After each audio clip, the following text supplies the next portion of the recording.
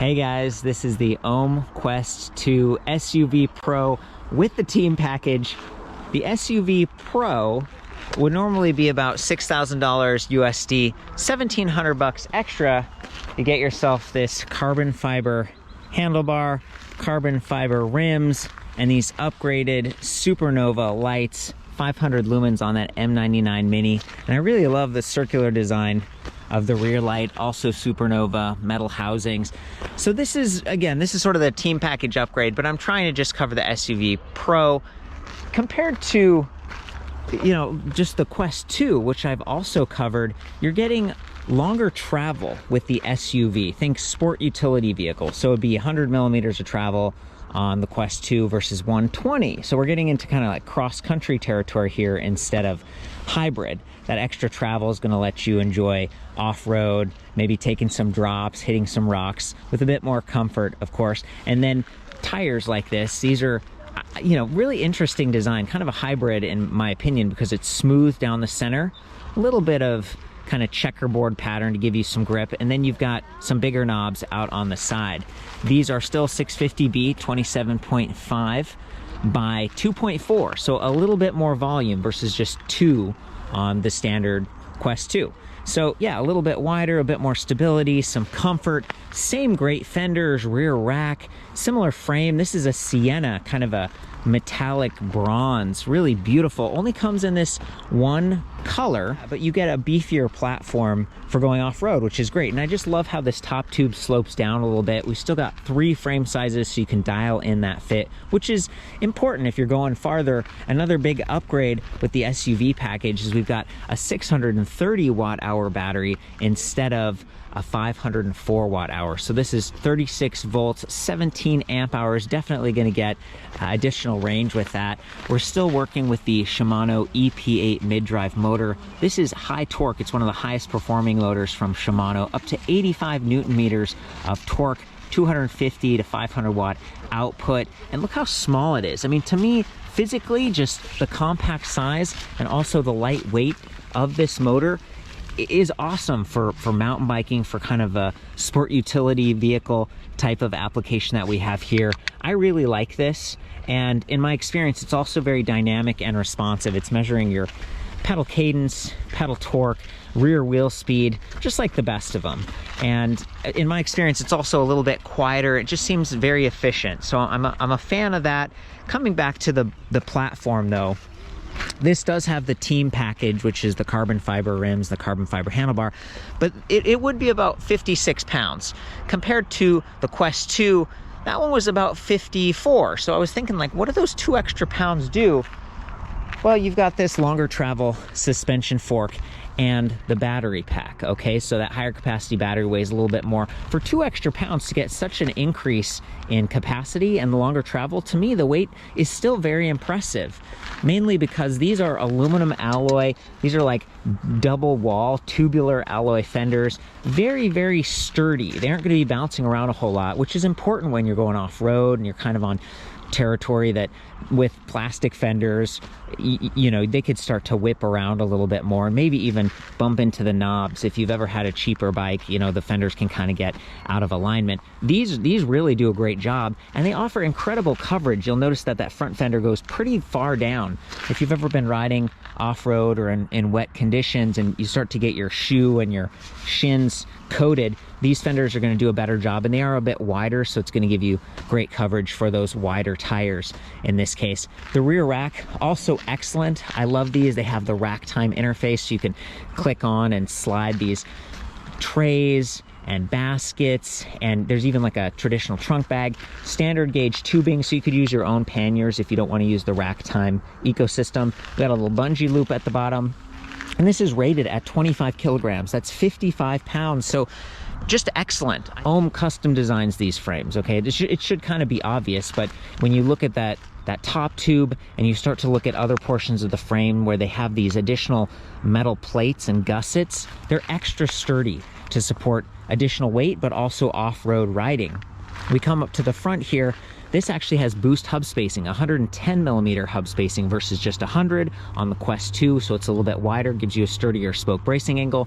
It still has a 15 millimeter through axle, 12 millimeter through axle in the rear. That's 142, so it's not boost in the rear, but up front you get that nicer fork, which does have compression adjust and rebound adjust at the bottom. So this is a nicer fork. It's an air fork. You can sag it. You got those black anodized stanchions. Love that. And then being a hardtail, you know, you get kind of a sturdier platform and a rack that's a little bit farther back than if they were trying to do full suspension. The frame itself is just going to be stiffer. Another one of the team upgrades I forgot to mention earlier is this Connect suspension seat post. This is adjustable based on body weight. I think they also have different colored springs, 30.9 millimeters on the standard rigid seat post. But when you get a suspension post, that starts to give you that full suspension feel. Earlier I was talking about 120 millimeters of travel and how the hardtail is a decent setup when you have a fender and a rack. But you know, if you've ever ridden for a long time, you've got a high capacity battery, your back and neck, you know, can start to feel a little bit tight. So adding this, whether it's Connect or you get some cheaper suspension posts aftermarket, is a good way to take the edge off your neck and back. I love that they've got two bottle cage mounts here. So we've got one on the down tube, one on the seat tube, and you could use that for fluids or for like a folding lock or other accessories. Coming down here to the bottom bracket, we've got a 42 tooth steel chainring that is narrow wide, so every other tooth is narrow and wide. It locks into the chain just really tight and solid. I did notice there is a clear plastic sticker here, so that's going to protect the frame a bit if this chain is bouncing around, but it shouldn't bounce too much because there's a clutch on this Shimano Deore XT derailleur. So this is the open position. It's a little bit looser. And then in the closed position or locked, it's tighter and the chain doesn't bounce around. This is perfect for off-road riding. And then just an excellent cassette here, 11 to 42 teeth. This is an 11 speed and it's electronic shifting. So it's just really tight and quick. And that's one of the big upgrades when you go to like the SUV Pro. So all around, I think the drivetrain is excellent. And crank arms up here, 170 millimeters. We got these Wellgo magnesium platform pedals with big pins. Gonna give you good traction, especially if it's a little bit wet like it is today. We've got some water. We're in British Columbia.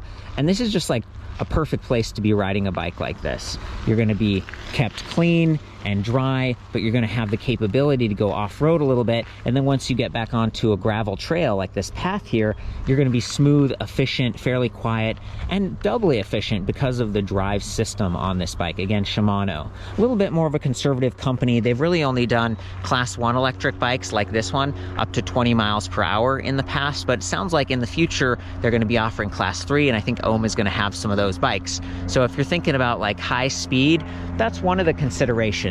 But a lot of times with like that SUV platform, you might want to take a little mountain bike trail off to the side, and a lot of times those trails don't permit Class 3. So a Class 1 electric bike just like this that's set up for efficiency and strength, it totally makes sense to me. If we look up here at the stem, there's a lot of adjustability. This is all pretty standard parts. We've got a number of spacers, and right now that stem is raised really high, and then we've got this kind of a low-rise handlebar that could be angled back a little bit so you can change your reach. This really pairs nicely with the 3 different frame sizes I was talking about, but they also have a really comfortable saddle as well as locking ergonomic grips from Ergon. And maybe I'll just jump into the brakes at this point because that's sort of the last component. These are Shimano hydraulic disc brakes, 2-finger levers, adjustable reach. So if you do have smaller or larger hands, kind of going back to those frame sizes, you can get that in the perfect position so you're not overreaching. Coming down to the rotors themselves, 180 millimeters front and rear, pretty nice. And then we have quad piston calipers, so 1, 2, 3, 4 pistons, so there's just more surface area, sort of even distribution when you're braking. They're very smooth, very powerful. For downhill mountain bikes, trail, you start to see 203 millimeter rotors versus 180, so you get more surface area, which gives you an increased mechanical advantage and also cooling properties. But the downside is that when you go back to town, you park it at a bike rack, you've got that larger rotor that's easier to get bent and kind of scraped up, and it can start to make noise. And I feel like the 180s are decent for this bike, especially coming back to, like, you know, it weighs about 56 pounds, which is great for such a feature complete, like fully kitted out electric bike. Up here we got the bell, the kickstand, just a Puncture. It's not adjustable length or anything, but it's pretty tight and lightweight. You can see some of the other e-bike kickstands are really thick, and they've got like a plastic sliding thing. I think this is fairly elegant and tough, and it's positioned in such a way that it's clear of that left crank arm. You're not going to get pedal lock when you're backing the bike up or anything. So here you can see the charge port, which is low on the frame. It's directly in the path of that left crank arm, which could be a little bit precarious if you're charging. You don't want the wire to get snagged, but the wire is fairly skinny, and it can kind of bend out of the way, so that's decent. This is the charger itself. It's a 4-amp system, so it's faster than most. A lot of times I'm just seeing a 2-amp charger for electric bikes. And when you have a higher capacity battery like this just means you can get out and ride sooner. One downside is there's this dongle adapter thing. So if you want to charge the battery pack when it's not mounted to the bike, you need this adapter so you can plug directly into the base. And this thing, it just feels like it'd be easier to lose or misplace. So it's a bit of a trade-off. Coming back to the frame itself, to get the battery off, there's this little button right here, and you push it and you slide down, and then we can take this cover off. This cover is fairly generic. I think it's interchangeable with some of their other models. It's just black, blends in nicely with some of the other black hardware, but it doesn't lock to the frame. It does have a rubber around the edges though, so it should keep that battery compartment clean and dry. Would you mind doing the honors and unlocking the battery? So just insert the key, pop the battery out. Yeah. And you can pull the battery out of the frame. And I think it's got a little handle on the top. That's something nice too. So you're carrying it around. It's going to be a little bit more stable. This would go into the bottom like that. I should note that, you know, why would you take the battery off the bike?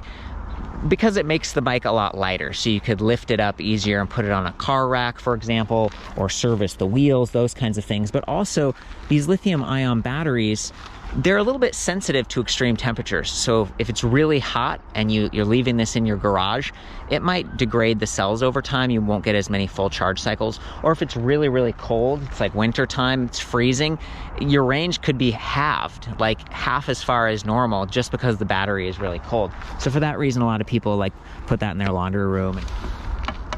So I'll just put it in the bottom first, and then click it in. So you've charged the battery, it's mounted, you're ready to go. The first step to activate is to press this silver button down here, and then the display comes to life pretty quickly. This is unique. A lot of times I'm used to displays that have the power button right up here. Thankfully, it's very reachable. It's not super far down on the frame or anything. And then I really like this display. Shimano has another one that's like tiny and over here, but this is very reachable with the buttons. It's very clear. It's even backlit, so you can see it at night. We've got 5 battery bar indicators here, so each one represents a 20% increment. A current speed in kilometers per hour right now, range, distance, and odometer. And range is really cool. So while the battery infographic isn't super precise, range is. When I press the up arrow here, it's going to say, okay, based on your battery capacity and how you've been riding, we estimate 124 more kilometers. And the battery isn't even full. It's just really incredible the range you can get on these. So assist level 2, it drops way down to 62 kilometers. Assist level 3 down to 41 kilometers. So that's really helpful if you feel like you aren't going to make it home. Just kind of lower the assist level and use that range estimate. If we press the center button here, it's going to go down to distance. That's like trip distance. It says 10 kilometers. And then our odometer, also 10 kilometers. So this bike is pretty new, and it's only had 1 trip so far, which is awesome. And then at the very bottom, we have another little button. It's kind of rubberized, and that's the light button. So it's a dedicated light button. You can turn those lights on and off, and they are so bright and awesome. I'm such a safety guy myself. I'm always thinking about, you know, reflective sidewall stripes. And by the way, that's another nice feature on this bike. These are puncture protected and reflective, so you get a bigger visual footprint because it is sort of a darker color. That's the OHM Cruise over there in white, so they're, you know, white's going to be a little bit more visible. But having these lights that you can turn on and off, I would probably just leave them running all the time personally. I don't think they drain the battery that much, especially with a high capacity pack like that. But there are times where you're riding, it's like nighttime, the moon is out, and it's just nice to kind of like be in the environment and maybe not blind your friends. Coming back to this headlight here, I love the position. Sometimes I'm seeing lights that are mounted on the suspension arch and they can bounce around and they can get blocked by the fender or the tire if you aim them down. This is exactly where I love to have the light positioned. It still points where you steer. In this case, it even extends a little bit so it's not being blocked by the wires. And although it's not visible from the side, it's such a bright light and it has this like reflective kind of, almost like an automobile headlight. It's just a bigger surface area. I feel like you're going to be in pretty good shape if you upgrade to that. Otherwise, I think they have Lezyne headlights, which is still a pretty decent brand. And combined with the reflective tires, you should be in good shape.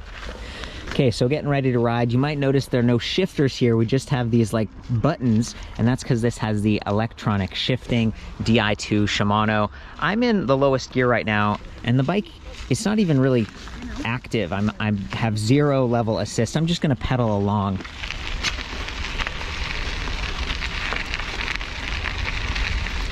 And I think over time, because you don't have this long cable that can bed in to the cable housing, the shifting should stay in tune a little bit better with this electronic design.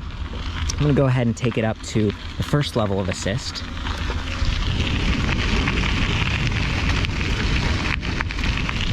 I really like this level personally. It does add some support, but with a bike that's fairly light like this, you know, you still notice it. It helps you get going a little bit, takes the edge off, and then pretty quickly when you go up to the second level, you're gaining some speed, and the third level is just crazy.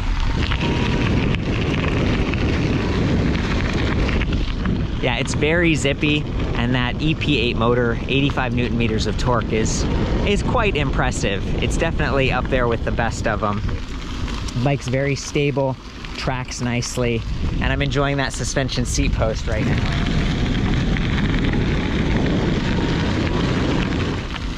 Occasionally, you'll hear like a piece of gravel get kicked up and kind of go like tink, tink, tink along those fenders. I just heard it there.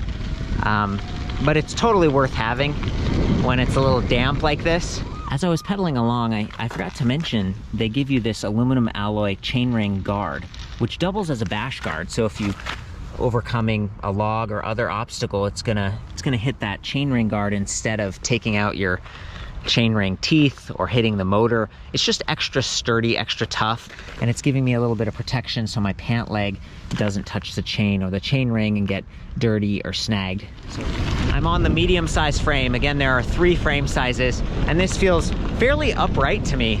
You'll notice that the stem is just very, very short, so I'm not leaning forward too far. My shoulder, my neck, they're not really strained.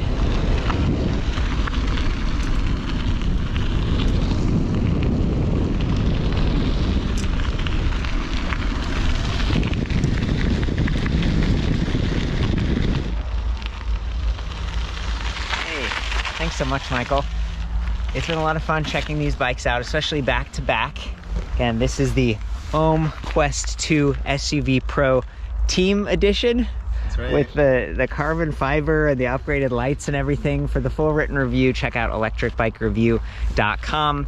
I've got all the specs, and I've got a comparison tool and some forums so you can get some feedback.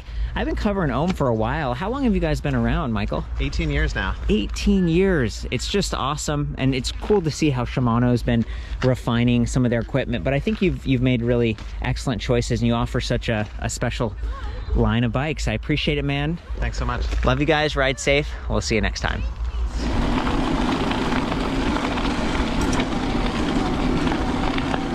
Such a beautiful trail.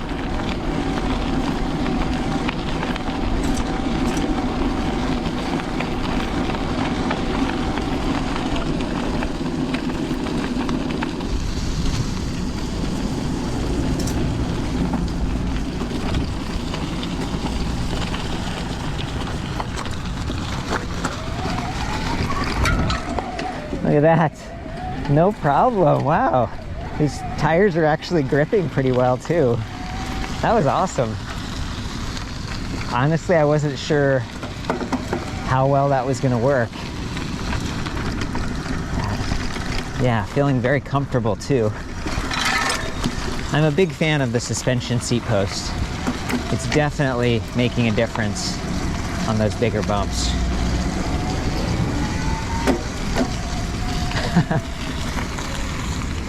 There we go. Beautiful.